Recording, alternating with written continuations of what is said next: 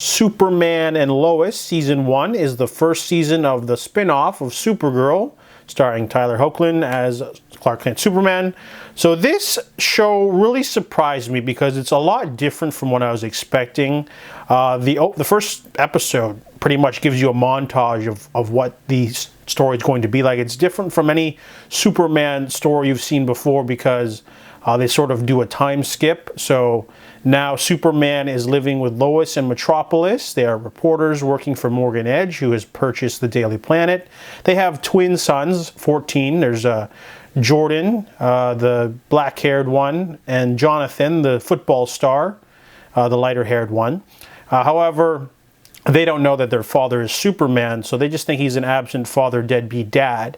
And it's sort of affecting their home life because they don't really, everyone's busy, right? The kids are in school doing football stuff and the mom and dad are reporters. However, they decide to upend their lives and move to Smallville so they can reconnect and as a family. And it's there's a lot of growing pains involved because the younger twin, Jordan, has mental health issues, but he doesn't like school because it's like a big city school, so it's more of a change of pace for him, but it's also disrupting to Jonathan, the older one, who's had a girlfriend and everything.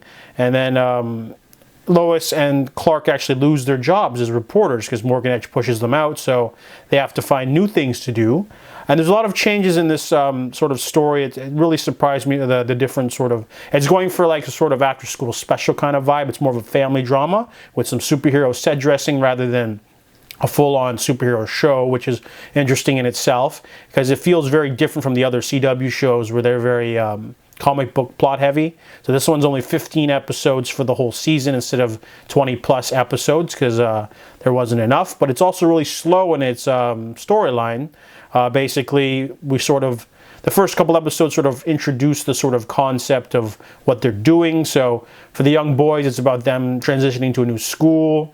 For Clark, he's basically now full-time Superman, and he's trying to also focus more on his sons, but also he reveals his identity to them as Superman, and that changes everything because, you know, they just thought he was like some busy guy. Lois, meanwhile, she teams up with a local small paper to take on Morgan Edge because she thinks he's doing something shady because he wants to open up a mine in Smallville to bring some jobs. But there's also another family, the Cushings. There's Kyle, he's a firefighter. And he married Lana Lang, who in this version doesn't know that Clark is Superman, which is another interesting change. There's also no like Pete Ross, no Jimmy Olsen. We only get one scene with Perry White. They're kind of like pushing other characters away and introducing new ones. There's no Jonathan Kent in this. We don't meet him.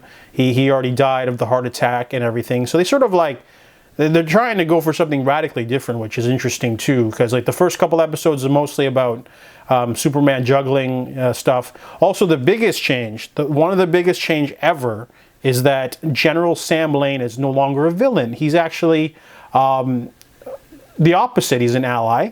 He works for the Department of Defense, and instead of being like a gung-ho Superman and all Kryptonians are evil, he's actually the exact opposite. He's kind of like the annoying father-in-law that's like, Clark, you're my son-in-law, you should be doing Superman stuff all the time. You shouldn't be doing a civilian job. So it's a really interesting dynamic to switch that completely because he's like the father-in-law.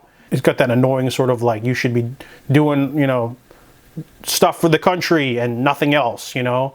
And he puts America first rather than family, so he clashes with them once in a while, but not as like a full-on antagonist.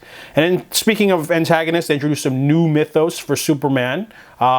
I think that if you're going to watch this show, don't look up anything. Don't look up any plot details or episode synopsises because there's a lot of twists in here that I didn't really see coming. There's one big one in episode 1, episode like 10, I think, had another one. They introduced a lot of interesting stuff. It's some stuff we've seen before, new characters, new allies, new villains. It's better just to go in blind because I didn't really know. There's like this stranger guy in a robot suit from another Earth who has a grudge against Superman, and they slowly tease us with that small amounts in the first couple episodes. And then Morgan Edge is sort of the main antagonist because it's interesting to see Superman go up against someone who, you know, he can't punch. You know, how does Superman defeat the middling economy of Smallville and people losing their jobs and families having to move out and small towns being choked out? You know, it's a different sort of thing. He's less Clark Kent, the reporter, in this. He's more of a Superman, also super dad. So some people might not like that because it's more of a family drama than a superhero show. However, there's still a lot of superhero action sequences. The budget's used pretty well.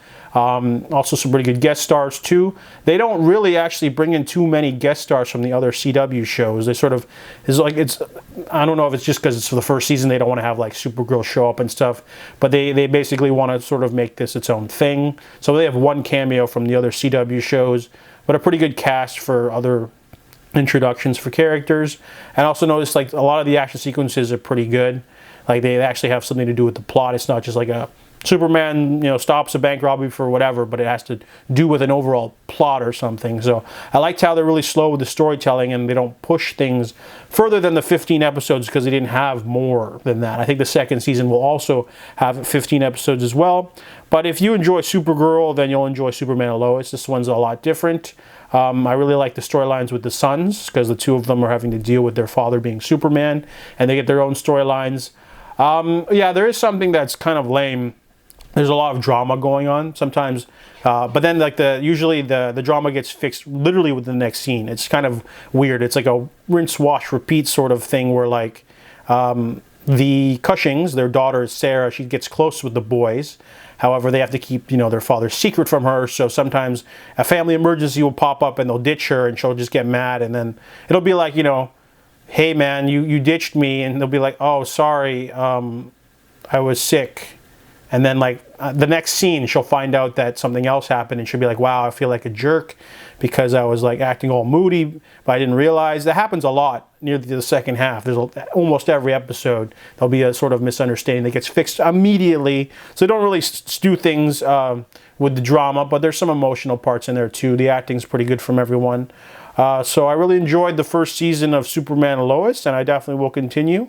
The second season is airing now, and I'll definitely catch that on DVD.